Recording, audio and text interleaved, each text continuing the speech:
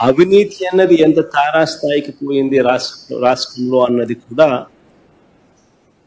కొన్ని ఉదాహరణలతో మీ అందరికీ కూడా చెప్తాను. ఈ మధ్య కాలంలోనే అవినీతి ఏ తారాస్థాయికి చేరింది అన్న దానికి నిదర్శనంగా axis energy venture India private limited అనే కంపెనీ, ఒకసారి గమనించినట్టయితే ఇది కాదమ్మా, ఇది కాదు డేటా, ఇది కాదు స్లైడ్, ఇది కాదు. Axis energy venture India private limited కంపెనీతో విద్యుత్ కొనుగోలు ఒప్పందం ఈ మధ్యకాలంలోనే చంద్రబాబు నాయుడు గారు చేసినారు. ఆ ఒప్పందం వల్ల రాష్ట్ర ప్రభుత్వం ఖజానాకు ఏకంగా 11,000 కోట్ల రూపాయలు స్కామ్ ఇది. I repeat this number once again. ఏకంగా 11,000 కోట్ల రూపాయల స్కామ్ ఇది. యాక్సిస్ సంస్థ నుంచి 400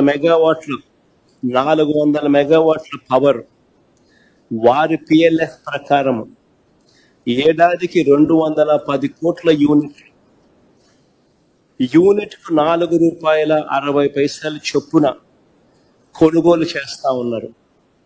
అంటే దాని అర్థం ఇది కాదులేమా, ఆ స్లైడ్ వేరే స్లైడ్, ఆ స్లైడ్తో కన్ఫ్యూజ్ కావకండి, ఆ స్లైడ్ వేరే స్లైడ్.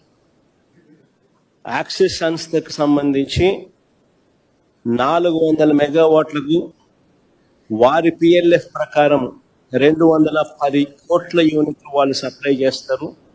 ఆ సప్లై చేసే ప్రతి యూనిట్ ₹4.60 చంద్రబాబు నాయుడు గారు కొనుగోలు చేసే దానికోసం ఒప్పందం కుదుర్చుకున్నారు. అంటే 210 కోట్ల యూనిట్లు ఇంటూ ₹4.60 అంటే ఏడాదికి 967 కోట్ల రూపాయలు దీనిపై రాష్ట్ర ప్రభుత్వం ఖర్చు చేస్తుంది. ఇక దీని కంపారిజన్ ఒకసారి చేద్దాం. దీని కంపారిజన్ మా హయాంలో మేము సెకీతో కుదుర్చుకున్న ఒప్పందం ₹2.49. ₹2.49తో కంపేర్ చేస్తే, దీనితో పోలిస్తే యాక్సిస్ది ₹4.60 మైనస్ ₹2.49 అని అంటే ₹2.11 అధికంగా చంద్రబాబు నాయుడు గారు కొనుగోలు చేస్తూ 25 సంవత్సరాల పాటు కొనుగోలు చేసేట్టుగా అగ్రిమెంట్ వేసుకున్నారు. అంటే 210 కోట్ల యూనిట్లు ఇంటూ ₹2.11 ఈ వ్యత్యాసంతో మల్టిప్లై చేస్తే సంవత్సరానికి 440 కోట్ల రూపాయల స్కామ్. 25 సంవత్సరాలలో 11,000 కోట్ల రూపాయలు రాష్ట్ర ప్రభుత్వానికి సంబంధించిన ఖజానా నుంచి ప్రైవేటు వ్యక్తులకు చంద్రబాబు నాయుడు గారు దోచిపెడుతూ చంద్రబాబు నాయుడు గారు లాలూచి పడిన పరిస్థితి ప్రస్ఫుటంగా కనిపిస్తూ ఉంది. ఇది ఇచ్చేటప్పుడు చంద్రబాబు నాయుడు గారు చాలా తెలివిగా బీబీబీ అని చెప్పి ఒక విచిత్రమైన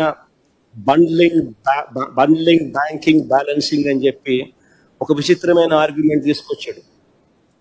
ఆశ్చర్యం కలిగించేదనంటే 4 గంటల పీక్ అవర్స్ పేరు చెప్పి 4 గంటల పీక్ అవర్స్ పేరు చెప్పి మొత్తం 24 గంటలకు ఇదే ₹4.60 చొప్పున కొనుగోలు చేస్తూ స్కామ్ చేస్తా ఉన్నాడు. ఇది నిజంగా అన్నిటికన్నా దారుణం. పోనీ ఈ బండ్లింగ్ బ్యాంకింగ్ బ్యాలెన్సింగ్ పద్ధతిలో పోనీ దీన్ని కూడా కంపేర్ చేద్దాం. పోనీలే, ఈ మధ్యకాలంలో సెకీ ఈ మధ్యకాలంలోనే రిలయన్స్ పవర్తో ఇదే పద్ధతిలోనే బండ్లింగ్ బ్యాంకింగ్ బ్యాలెన్సింగ్ అన్ని కలిపి ఈ మధ్యకాలంలోనే వాళ్ళు కూడా ఒక ఒప్పందం చేసుకున్నారు. ఆ ఒప్పందం ప్రకారము సేమ్ ఇదే మాదిరిగానే అది కూడా ₹3.53 వాళ్ళు చేసుకున్నాం. ఈ మధ్య అది కూడా డేటా కూడా క్లియర్గా ఉంది. దానికి సంబంధించిన డేటా ఒకసారి చూడండి. ఒకసారి ఎవరెవరితో వాళ్ళు అగ్రిమెంట్ చేసుకున్నారు ఈ మధ్య కాలంలోనంటే ఎన్టీపీసీతోనూ,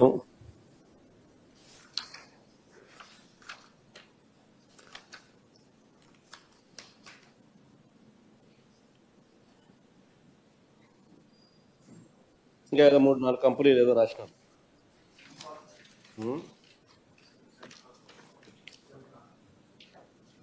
ఇంకేమో పిల్లలు ఎవరైనా చదవంటారు అక్షరాలు మరీ చిన్నగా ఉంటాయి.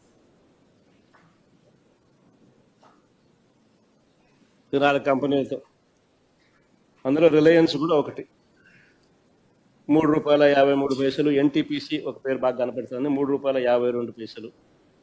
ఇంకోటి ఏదో అక్షరాలు మరీ చిన్నగా ఉండే. 4 కంపెనీలు మొత్తానికి. ఇవన్నీ ఈ మధ్య కాలంలోనే సెక్కి చేసుకున్న ఒప్పందాలు. ఆ ₹3.52-53తో లెక్కేసుకున్నా కూడా ఈ ₹4.60 కంపేర్ చేసుకున్నా కూడా ₹10 స్కామ్ అని అక్కడ కూడా కనపడుతుంది.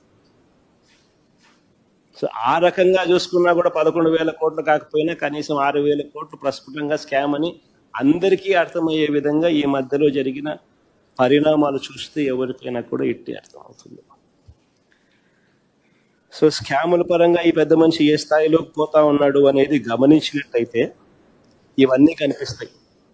మరోవైపున ఇంకా ఆశ్చర్యకరమైన విషయం తెలుసా, మనం చేసుకున్న ₹2.49 వల్ల రాష్ట్ర ప్రభుత్వానికి ఎంత మేలు జరిగింది అని కూడా ఇప్పుడు చూడాల్సిన అవసరం ఉంది. ₹4.60 ఈయన కొనుగోలు చేసి 11,000 కోట్ల రూపాయలు రాష్ట్ర ప్రభుత్వానికి అదనంగా ₹2.49కు ₹4.60 మధ్య ₹2.11 వ్యత్యాసం వల్ల 11,000 కోట్ల రూపాయలు 25 ఏళ్లలో చంద్రబాబు నాయుడు గారు రాష్ట్ర ప్రభుత్వం మీద స్కాములు చేస్తూ బర్డన్ మోపితే, స్కాములు చేస్తూ భారం మోపితే, మేము ₹2.49కి సెకీతో మేము చేసుకున్న ఒప్పందం వల్ల రాష్ట్ర ప్రభుత్వానికి 7,000 మెగావాట్లు అంటే 17,000 మిలియన్ యూనిట్లు ఇంటూ చంద్రబాబు నాయుడు గారు చెల్లిస్తా ఉన్న ₹4.60 మైనస్ ₹2.49 అంటే ఆ ₹2.11 సేవింగ్స్ కింద తీసుకుంటే 17,000 మిలియన్ యూనిట్లు అంటే 1,700 కోట్ల యూనిట్లు ఇంటూ ₹2.11 అంటే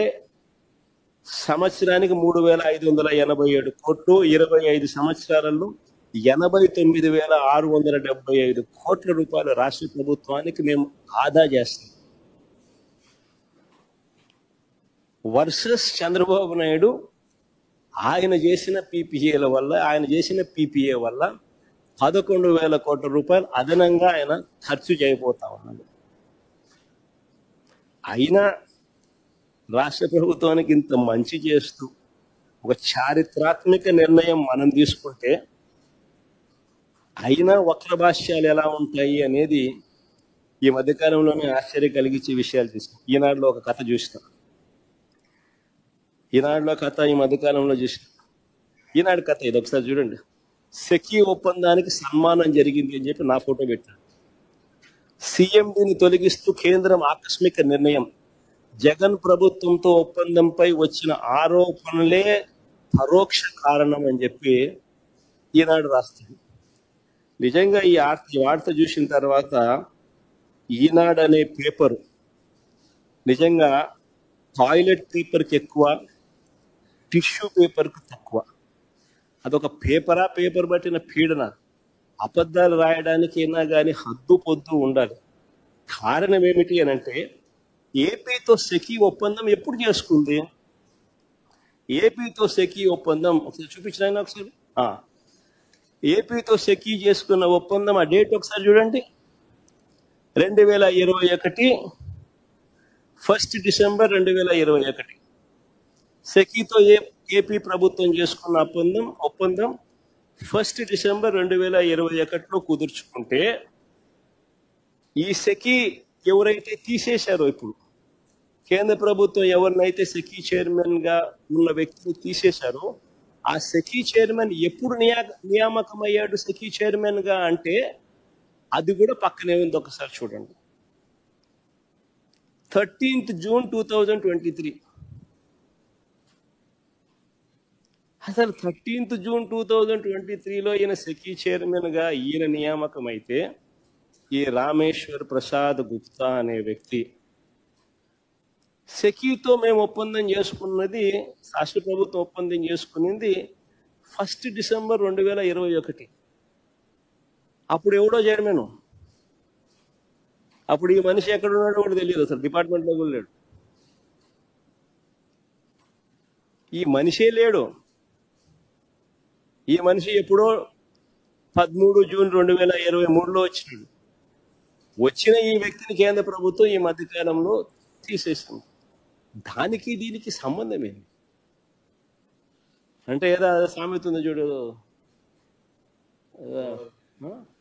దూడ ఈడి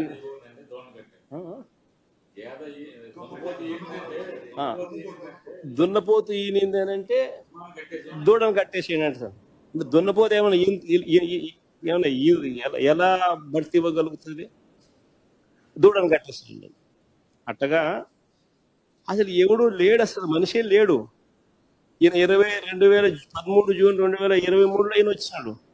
మన ఏపీ గవర్నమెంట్ సెక్యూరిటీ ఒప్పందం చేసుకుంది 2021 డిసెంబర్లో చేసుకుంది. దానికి దీనికి సంబంధం లేదు. ఈ మనిషిని కేంద్ర ప్రభుత్వం ఇప్పుడు తీసేస్తే ఈ మనిషి ఈనాడు ముందు బొమ్మ సెకీ ఒప్పందానికి సన్మానం జరిగింది. సీఎండీని తొలగిస్తూ కేంద్రం ఆకస్మిక నిర్ణయం. జగన్ ప్రభుత్వంతో ఒప్పందంపై వచ్చిన ఆరోపణలే పరోక్ష కారణం. అసలు వీళ్ళు మనుషులేనా? వీళ్ళు ఏమన్నా మాఫియా రాజ్యం ఇది. ఈనాడు, ఒక ఆంధ్రజ్యోతి, ఒక TV5, ఒక చంద్రబాబు, ఇది ఒక పేపర్లో వీళ్ళంతా మీడియా అని చెప్పుకునేదాన్ని సిగ్గుపడాలి వీళ్ళంతా.